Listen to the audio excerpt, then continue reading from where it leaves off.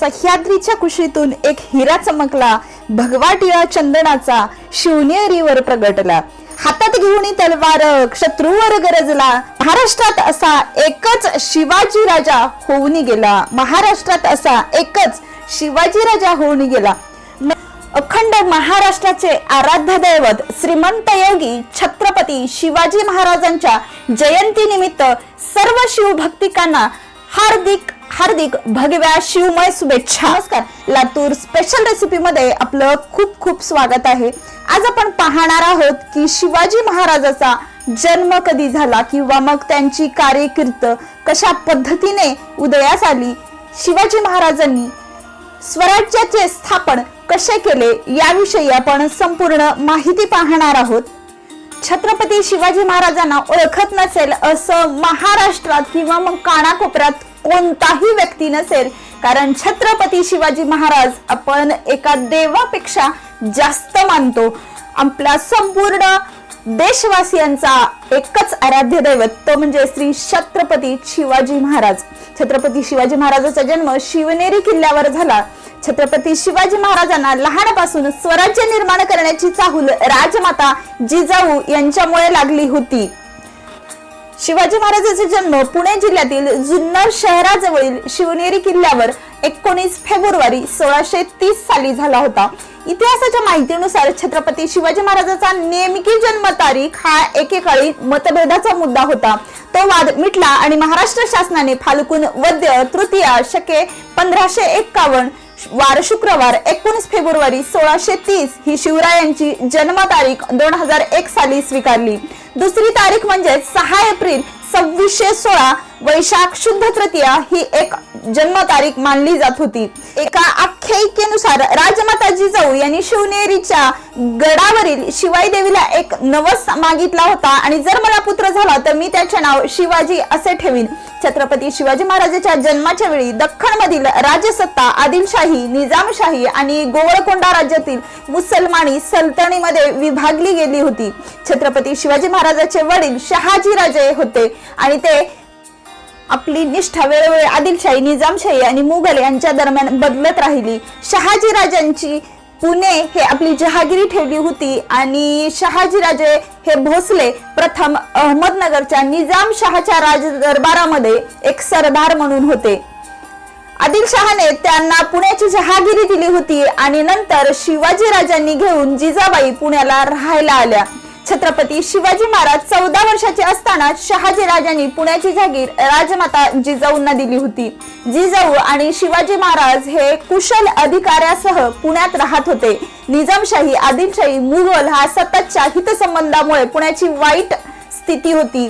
प्रतिकूल परिस्थिती राजमाता जिजाऊ यांनी दादोजी कोंडे यांच्या समवेत पुणे शहराचा पुनर्विकास केला आणि राजमाता जिजाऊ यांनी सोन्याच्या नांगराने पुण्यातील शेतजमीन नांगरली होती. पुणे शहराला पुन्हा पूर्वीसारखं राजमाता जिजाऊंनी केलं. छत्रपती शिवाजी महाराजांच्या शिक्षणाची जबाबदारी राजमाता जिजाऊवर होती. त्यांचा युद्धाभ्यास, रणनीती, राज्यकारभार यासाठी प्राथमिक मार्गदर्शन शहाजी राजांकडून मिळालं होतं आणि शिवाय राजमाता जिजाऊ यांच्याकडून युद्धकला व राजनीतीचे शिक्षण त्या देत होत्या.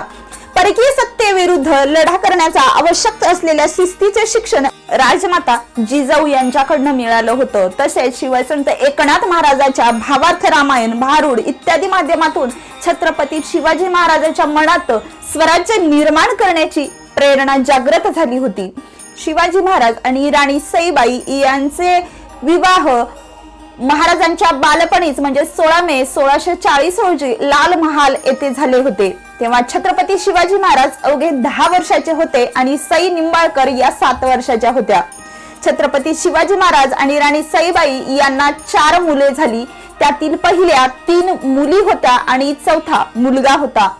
त्यांची नावे अशी आहेत: सखुबाई, राणूबाई, अंबिकाबाई आणि नंतर छत्रपती संभाजी महाराज हे होते. छत्रपती शिवाजी महाराजांच्या दुसऱ्या पत्नीचे नाव सगुणाबाई होते आणि त्यांचे लग्न 1641 मध्ये झाले. छत्रपती शिवाजी महाराजांच्या तिसऱ्या पत्नीचे नाव सोयराबाई होते आणि त्यांचे लग्न 1650 मध्ये झाले. छत्रपती शिवाजी महाराजांच्या चौथ्या पत्नीचे नाव पुतळाबाई भोसले हे होते आणि त्यांचे लग्न 15 एप्रिल 1653 रोजी झाले. राणी लक्ष्मीबाई ह्या महाराजांच्या 5व्या पत्नी होत्या आणि त्यांच्यासोबत लग्न 1656 साली झाले होते. राणी सकवारबाई या महाराजांच्या 6व्या पत्नी होत्या आणि त्यांचे लग्न 1657 मध्ये झाले. राणी काशीबाई भोसले ह्या शिवाजी महाराजांच्या 7व्या पत्नी होत्या आणि त्यांचे विवाह 8 एप्रिल 1657 रोजी झाला होता. राणी गुणवंतबाई भोसले ह्या महाराजांच्या 8व्या पत्नी आहेत आणि त्यांचा विवाह 15 एप्रिल 1657 रोजी झाला होता. शिवाजी महाराजांचा इतिहास महाराष्ट्रामध्ये कोणालाच माहित नसेल असे लोक क्वचितच असतील. छत्रपती शिवाजी महाराजांनी 1647 मध्ये वयाच्या अवघ्या 17व्या वर्षी आदिलशाहीच्या ताब्यात असलेला तोरणा गड जिंकला होता. छत्रपती शिवाजी महाराजांनी तोरणा गड जिंकून स्वराज्याच्या तोरण बांधले होते असे सुद्धा म्हटले जाते. त्यानंतर कोंढाणा उर्फ सिंहगड आणि पुरंदर किल्ला आपल्या ताब्यात घेऊन पुणे प्रांतावर पूर्णपणे आपले वर्चस्व मिळवले होते. शहाजीराजे व राजमाता जिजाऊ यांनी एक मुद्रा स्थापन केली होती. ती राजमुद्रा पारशी भाषेत होती. शिवाजी महाराजांची राजमुद्रा संस्कृत मध्ये आहे आणि त्याचा मजकूर पुढील प्रमाणे आहे. प्रतिपंच चंद्रलेख वर्धिष्णू विश्ववंदिता शाहसुनोहा शिवश्रेष्ठा मुद्रा भद्राय राजते. याचा अर्थ असा होतो की प्रतिपदेचा चंद्र ज्याप्रमाणे वाढत जातो आणि साऱ्या विश्वात वंदनीय होतो तसेच शहाजी महाराजांचा पुत्र छत्रपती शिवाजी महाराज यांची ही राजमुद्रा व तिचा लौकिक वाढतच जाईल. शिवाजी महाराज यांनी आपल्या अनेक मोहिमेद्वारे मोठ्या प्रमाणावर जमीन संपत्ती मिळवली होती, परंतु औपचारिक पदवी नसतानाही ते तांत्रिक दृष्ट्या मुघल जमीदार किंवा विजापुरी जहागीरदारीचा बंडखोर मुलगा म्हणून ओळखले जात होते. छत्रपती शिवाजी महाराज यांचा वास्तविक राज्य करण्यासाठी कोणतीही कायदेशीर आधार नव्हता, म्हणून त्यांचा राज्याभिषेक झाला. तर दुसऱ्या मराठी राजांना आणि मुस्लिम शासकांना सुद्धा त्यांचा हुकूम मानावा लागला. छत्रपती शिवाजी महाराजांच्या राज्याभिषेकाची तयारी 1673 मध्ये सुरू झाली, परंतु वादग्रस्त समस्येमुळे राज्याभिषेक जवळजवळ 1 वर्ष उशिरा झाला. महाराजांच्या दरबारामध्ये ब्राह्मण लोकांमध्ये वाद निर्माण झाला. दरबारातील ब्राह्मणांनी छत्रपती महाराजांना राजा म्हणून राज्याभिषेक करण्यास नकार दिला. याचे कारण म्हणजे हा दर्जा फक्त हिंदू समाजातील क्षत्रिय वर्णासाठीच राखीव होता. प्राचीन हिंदू शास्त्राप्रमाणे फक्त क्षत्रिय धर्मातील व्यक्ती राजा म्हणून राज्याभिषेक केला जाऊ शकतो आणि फक्त क्षत्रिय धर्मातील हिंदू धर्माचे राजा म्हणून ओळखले जाऊ शकते. पण छत्रपती शिवाजी महाराज हे भोसले कुळातील होते आणि ते क्षत्रिय म्हणून मानले जात नव्हते. छत्रपती शिवाजी महाराजांचा अभिषेक अधिकृतपणे व्हावा म्हणून त्यांना क्षत्रिय जाहीर केले आणि भारताच्या सर्व भागातील ब्राह्मण उपस्थित राहून त्यांना आशीर्वाद देतील अशी परिस्थिती निर्माण झाली. शूद्र लोकोत्पन्न म्हणून राज्याभिषेकाची अडथळा दूर करणाऱ्या लोकांची तोंडे बंद करून अशा पंडितांची गरज होती की जे राज्याभिषेक होण्यास मदत करतील. विश्वेश्वर नामक पंडिताच्या रूपात ही स्वराज्याची गरज पूर्ण झाली. पंडिताला गागा भट्ट नावाने मोठ्या प्रमाणात ओळखले जायचे. त्या काळी ब्रह्मदेव व व्यास म्हणून काशी क्षेत्री फार प्रसिद्ध होते. शिवाजी महाराजांचा राज्याभिषेक 6 जून 1674 रोजी राजगडावरती करण्यात आला होता आणि त्या दिवसापासूनच शिवराज्याभिषेक सुरू केला आणि त्यासोबतच शिवराई हे चलन सुद्धा जारी करण्यात आले होते. शिवाजी महाराजांचा दुसरा राज्याभिषेक 24 सप्टेंबर 1674 रोजी तांत्रिक पद्धतीने झाला होता. आता आपण पाहूयात की महाराजांचा मृत्यू केव्हा झाला. छत्रपती शिवाजी महाराजांचा मृत्यू 3 एप्रिल 1680 रोजी वयाच्या 50व्या वर्षी हनुमान जयंतीच्या दिवशी झाला होता. शिवाजी महाराजांच्या मृत्यूचे कारण सुद्धा तितकेच वादग्रस्त होते.